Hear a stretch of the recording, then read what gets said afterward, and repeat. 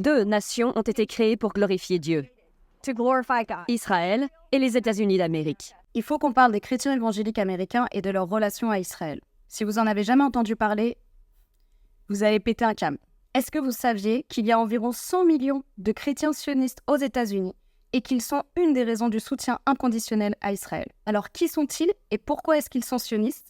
Spoiler alerte, c'est pas par solidarité avec le peuple juif. Je tire mes informations d'un documentaire d'Arte qui s'appelle Prier pour l'Apocalypse, qui est disponible sur YouTube. Je vous invite vraiment à aller le voir, c'est extrêmement intéressant. Donc pour commencer, qui sont les chrétiens évangéliques? Le chrétien évangélique américain est quelqu'un qui prend chaque mot de la Bible au pied de la lettre. Comme l'Apocalypse est le retour de Jésus, tel que prédit dans l'Apocalypse de Jean.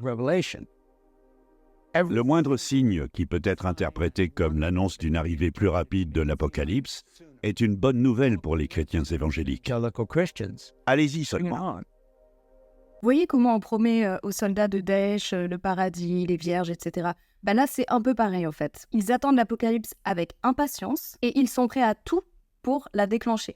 On leur a promis qu'ils seront sauvés juste avant. En fait, c'est une vision, si vous voulez, qui est très compatible avec la culture de la violence américaine, avec le lobby des armes, avec le sionisme. Ils sont vraiment à fond dans la fin du monde, la guerre civile, etc. C'est eux qui ont envahi le Capitole pour soutenir Trump, parce que l'arrivée de Trump au pouvoir faisait partie des signes de la fin des temps.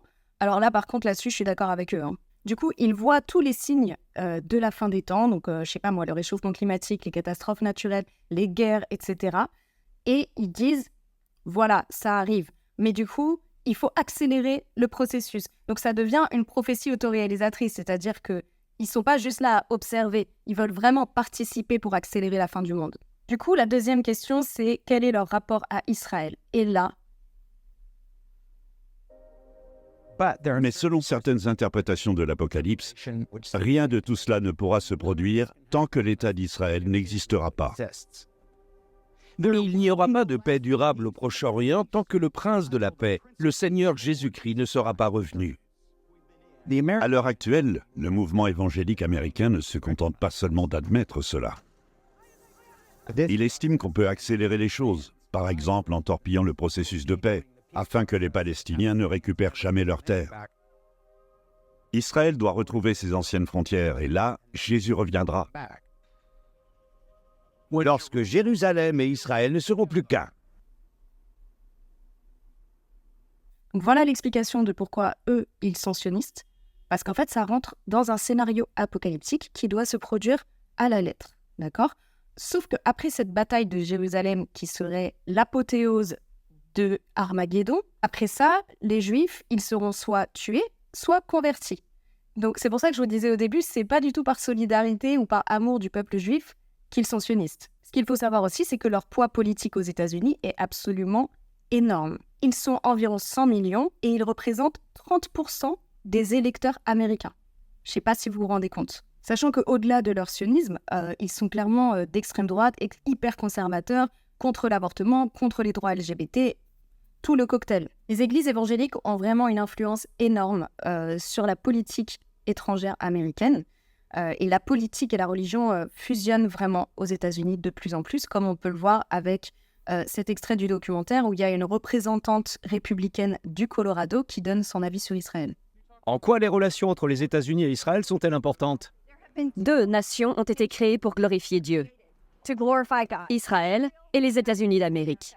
I will bless both. Je les bénis et les honore toutes les deux, All I et je ferai tout ce qui est en mon pouvoir pour les défendre. Et cette influence politique, elle est vraiment organisée, notamment à travers les Chrétiens Unis pour Israël, qui est donc une grosse association qui compte quand même 10 millions de membres. Les évangéliques américains soutiennent l'État d'Israël parce qu'ils sont persuadés que leur soutien fera revenir Jésus plus rapidement. Par ailleurs, aucun républicain ne peut être élu à aucun poste que ce soit sans le soutien du vote évangélique républicain. Si le mouvement évangélique ne s'était pas mué en droite religieuse, Donald Trump ne serait jamais devenu président.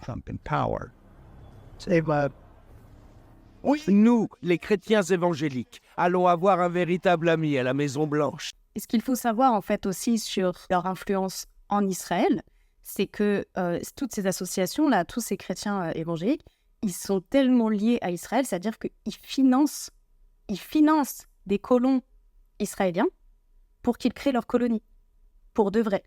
Donc si vous pouvez aller voir ce film sur YouTube, ça vous montre aussi que en fait, les liens entre les États-Unis et Israël, c'est pas uniquement une question d'argent, de pouvoir, de capitalisme.